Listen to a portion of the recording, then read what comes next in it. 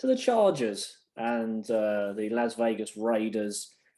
This game was delayed a little bit due to lightning strikes, but despite a very small and weirdly shaped changing room, the Raiders couldn't overcome that and lost.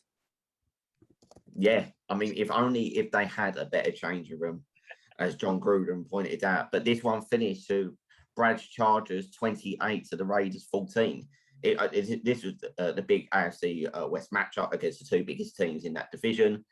The Raiders, full of confidence going into this one, were 3-0. And the Chargers, of course, after their huge dub in Arrowhead, it was the host offense that was clicking pretty much straight away. It was a really nice opening drive. Touchdown was finished off by backup tight end Parham. Both teams then forced turnover on down, so it shows you that both coaches are actually quite brave with the playing call and going for it on fourth down. Then the second touchdown came from Justin Herbert, finding main tight end. I've got to be really careful now because I can see both names here. Jared Cook. And then not long afterwards, the Raiders were just too slow.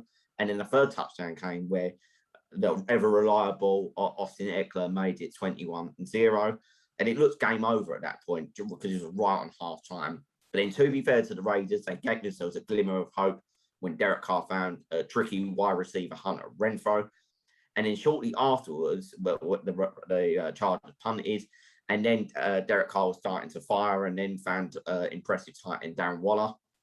And for me, I think this was the momentum killer. They then set up a field goal opportunity. But then inconsistent kicker Dan Carlson missed a 52-yarder. And obviously being at the stadium, being like pretty much like indoors, there's obviously no excuses for like missing them ones really. And then that sparked the Chargers back into life with Austin Ekeler then finishing off a nice drive. 2 touchdowns in the fourth quarter to prove too much for the Rays to get. Then when Carr was intercepted by Derwin James, that pretty much killed the game. And Chargers' impressive form continues. And if only they were disciplined in Dallas, I think they would be joint with Arizona as a team on 4-0. Brad, as a Chargers fan, impressed with that performance? Yeah, I was impressed, if I'm being honest. If I am being honest, though, I don't think, despite scoring 4 touchdowns, I don't think our offense was clicking at all. The wide receivers did not get into the game at all. Keenan Allen and Mike Williams were pretty quiet, but it was the tight ends that proved clinical for us. I think if our wide receivers were clicking and our offense was fully clicking, I think we win that game with 35 plus points on the board.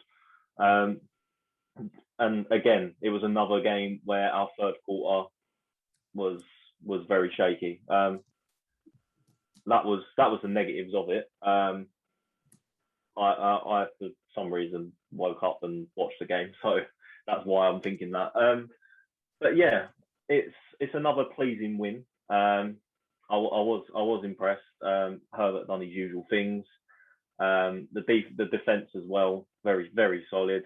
No complaints with the defense. I think the defense has matured week on week, and yeah, I think we're just a couple of plays in the offense away from being a real challenger this season.